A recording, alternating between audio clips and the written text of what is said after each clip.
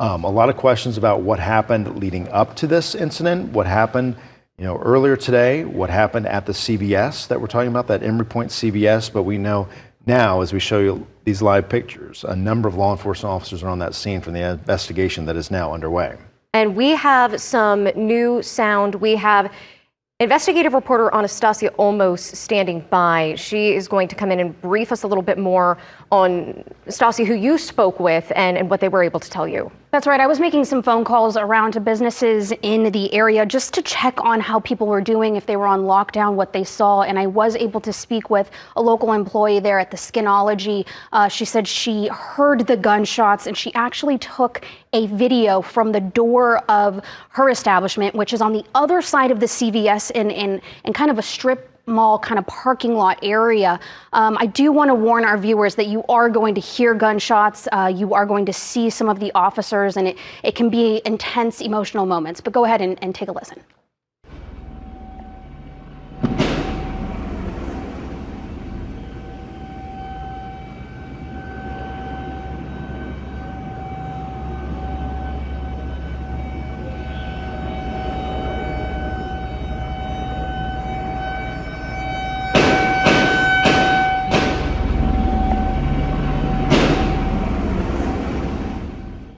You can see the officer there at the corner of the CVS is turning around the corner and shooting at someone or something there in the street. We do know that there have been injuries, there have been fatalities here, and so we don't know exactly if any of those gunshots did hit anyone. But I also want you to hear from her. Her name is Makia Jones. Listen to we're actually going to play that here as soon as we can get to it, but I just wanted to describe kind of what she heard there. She said it happened in 2 rounds. She said about 4 gunshots each is what she initially heard coming from somewhere on the street. So she believes that must have been in front of the CVS. And then what she recorded there happened about 5 minutes after those initial gunshots, when she says the officers engaged in a shootout with someone on the other side. We are not sure if those officers were hit at all. She said she did not see that, but she did say that it has been quiet since. None of the officers have come up to her business and spoken with them. She says she called and canceled all the rest of the appointments, and she now is just trying to kind of process what she saw and what she heard. At the time, guys, she's just feet away from this taking place, and she did not know that anybody had actually died. So she's describing 2 different sets of gunfire? She initially says she heard what she believed was an automatic repeating gunshot, at least twice. She believes about 4 times each, for a total of around 8 to 10 gunshots.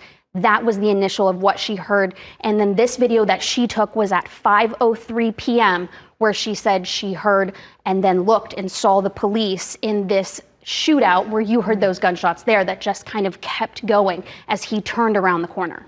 And Anastasia, we know you and the rest of the Investigates team helped to coordinate actually a phone interview as well with another person from a nearby business who worked at a nearby restaurant.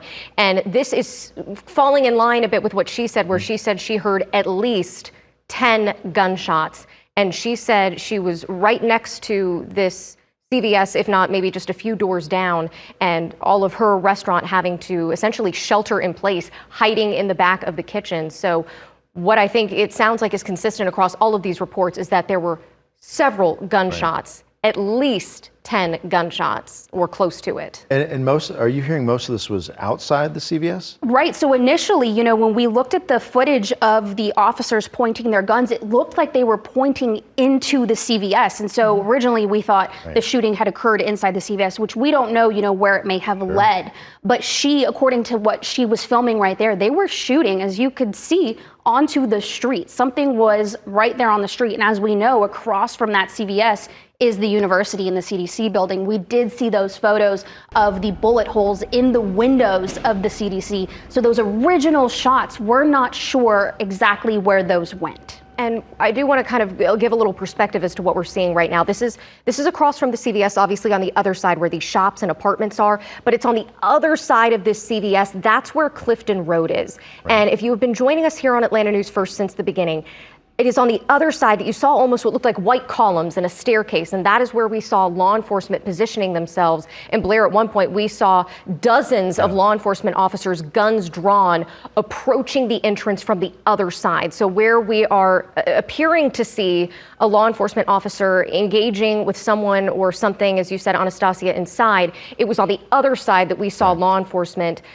going up the stairs and entering the CVS through that way. Well, and we don't know what happened before that video, too. Sure. I mean, think about how long it takes to get your phone, get your camera going, actually take the video, and while you're hearing gunfire.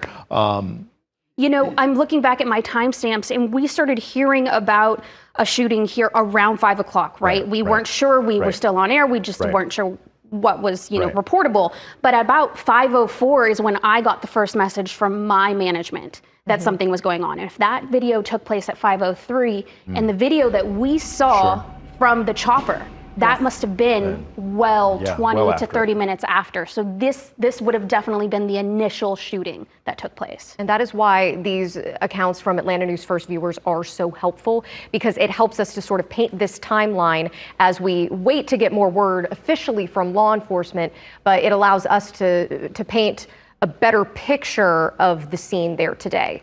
You know, even one of my colleagues on the investigative team, Atlanta News First Investigates, we were sending out texts. We were, you know, looking and searching, and one of our colleagues, he just messaged his friend that works at the CDC, and he had said, you know, I'm hearing about this, and the friend hadn't heard anything about it yet. Gosh. I don't know exactly where that friend was, but an employee that works in the building had still not even heard when we had heard, and then that's when he forwarded us, you know, some of the language that was going out about an active shooter and a lockdown. But this information coming out so fast, and us just, you know, making phone calls, trying to see, are people okay? Are you on lockdown? And, you know, that sushi restaurant that we spoke to earlier saying, yeah, we had customers in here, we were on lockdown, and as I was on the phone with her, a man was talking to her while I was on the phone with her, and she said, it's the police. The police were talking to her as I was talking to her, and so we're really trying to learn what's going on as it's happening.